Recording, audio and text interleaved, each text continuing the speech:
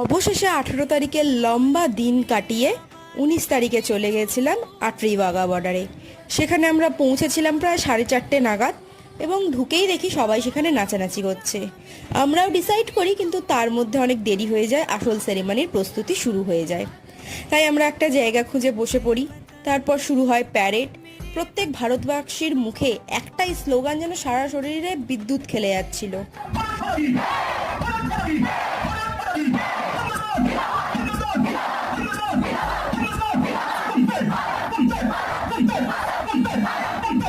পর আমরা সবাই উঠে দাঁড়ালাম বিটিং রিট্রিট সেরিমনির জন্য।